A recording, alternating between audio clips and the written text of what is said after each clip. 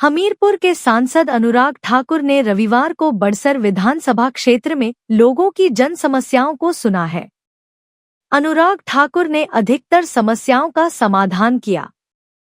इस मौके पर बड़सर के विधायक इंद्रदत्त लखनपाल, जिला भाजपा अध्यक्ष राकेश ठाकुर, बड़सर भाजपा मंडल अध्यक्ष संजीव शर्मा, ढटवाल भाजपा मंडल अध्यक्ष यशवीर पटियाल सहित भाजपा के पदाधिकारी, भाजपा कार्यकर्ता और स्थानीय लोग मौजूद रहे।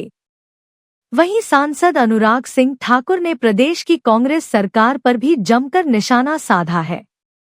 उन्होंने कहा कि प्रदेश सरकार से लोगों का विश्वास उठ चुका है। हिमाचल प्रदेश में न तो सड़कें बन रही और न ही विकासात्मक योजनाएं शुरू हो पा रही है। उन्होंने कहा कि आज हिमाचल प्रदेश में लोगों को सरकारी अस्पतालों में भी पर्ची बनाने के लिए पैसे देने पड़ रहे हैं। अनुराग सिंह ठाकुर ने कहा कि प्रदेश की कांग्रेस सरकार बैसाखियों के सहारे पर चल रही है। उन्होंने कहा कि लोगों का सरकार से विश्वास उठ चुका है। वहीं कांग्रेस नेता राहुल गांधी द्वारा 2024 के महाराष्ट्र के विधानसभा चुनाव को मैच फिक्सिंग के बयानों पर सांसद अनुराग ठाकुर ने किया पलटवार करते कहा कि राहुल गांधी मान चुके हैं कि बिहार में भी कांग्रेस पार्टी की हार हो रही है। अनुराग सिंह ठाकुर ने कहा कि कांग्रेस में 70 साल तक देश पर राज किया है। आज कांग्रेस नेता राहुल गांधी कभी लोकतांत्रिक संस्थाओं पर सवालिया निशान खड़े कर रहे हैं। ठीक है भाई जी, तो काफी लोकतंत्र पर सवाल उठा रहे हैं। उन्होंने कहा कि कांग्रेस के नेता कभी सर्जिकल स्ट्राइक पर सवाल उठाते हैं तो कभी सिंदूर ऑपरेशन पर कांग्रेस के नेता पाकिस्तान की भाषा बोलते हैं।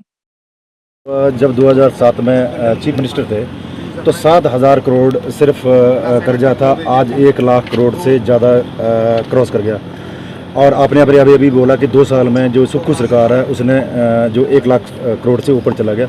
1,18,000 के करीब जो है वो हर हिमाचली पे कर्जा है। तो सर ये जो रफ्तार है वो कर्जे की बढ़ती जा रही है। बीजेपी और जैसे हाई कमान जो है अगर सेंटर की वो बात करते रहते हैं कि हमें साहित्य की, पहले तो 2 बातें मैं कहूँगा। भारत सरकार ने आपदा के समय भी राज्य सरकार की हज़ारों करोड़ रुपये देकर मदद की। जी। उस समय 12,000 पक्के मकान हम अलग से मंजूर करवा कर लाए, वो भी दे दिए। राज्य की सरकार उस पैसे को खर्च भी ढंग से नहीं कर पाई, पैसा वापस चला गया साहब। जी सर। दूसरा, 500 करोड़ रुपया 2 बार केंद्र सरकार ने हिमाचल को दिया बगैर ब्याज के। ये कोई छोटी रकम नहीं थी। जी सर। फिर हमने 2700 करोड़ रुपया दिया प्रधानमंत्री ग्रामीण सड़क योजना में सड़कें बनाने के लिए। जी। और उसमें धन्यवाद तो सरकार ने किया नहीं। जी। जबकि सांसदों का काम है उसका शिलान्यास और उसका उद्घाटन करना। जी। लेकिन राज्य की सरकार ने सांसदों को बगैर बुलाए अपने आप ही मुख्यमंत्री ने शिलान्यास कर दिया। जी। उनका तो कोई योगदान ही उसमें नहीं था। जी। तीसरा, 93,000 मकान भारत सरकार ने गरीब जनता को प्रधानमंत्री आवास योजना में दिए। इसमें सुक्खू सरकार का कोई योगदान नहीं है। ये केंद्र की सरकार ने दिया है। ऐसे ही अन्य बड़े प्रोजेक्ट केंद्र की सरकार ने राज्य को दिए हैं, लेकिन राज्य से वो चल भी नहीं रहे, पूरे भी नहीं हो रहे, कहीं पे काम भी शुरू नहीं हो रहे। उदाहरण के तौर पे जैसे ऊना में mother and child care centre है। 3 साल हो गए बने, क्यों नहीं चल रहा? ऐसे कई और स्वास्थ्य और शिक्षा की सुविधाएं हैं जहां पे सरकार के हाथ खड़े हो गए। यहाँ तक कि हिमाचल की सरकार ने तो जो अपनी जिम्मेदारी उससे भागने का काम कर लिया।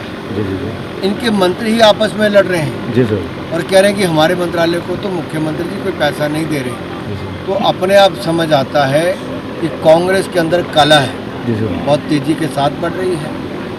दूसरे दिन कोई ना कोई क्लेश हुआ रहता है, रूठे रहते हैं। तीसरी बात यह है कि सबको ये लगता है कि वो सरकार में तो हैं लेकिन कर कुछ नहीं पा रहे। ये कांग्रेस की स्थिति बनी है। लोगों को क्या राहत मिलेगी सर? देखिए, जहां एक और मोदी सरकार ने हर घर नल लगाने का काम किया, जल जीवन मिशन में हज़ारों करोड़ रुपए दिए, वहां अगर राज्य की सरकारें अगर प्लानिंग भी ढंग से ना कर पाए, सोर्स पे भी काम ढंग से ना कर पाए और सोर्स को ही सूखने के लिए मजबूर कर दें और डिस्ट्रीब्यूशन का नेटवर्क भी उनका ठीक ना हो और आपके पास वाटर गार्ड की भी समस्या हो तो आप कल्पना कर सकते हैं कि टेम्परेरी आदमी से कितना कर काम आप लोग करवा सकते हैं। और जो सोच सरकार की सेवा की नहीं है, ये तो सत्ता में केवल मेवा खाने आए थे, ये अपना डफली अपना राग बजा रहे हैं और जनता को विलाप करने पर मजबूर कर रहे हैं। अनुराग जी, एक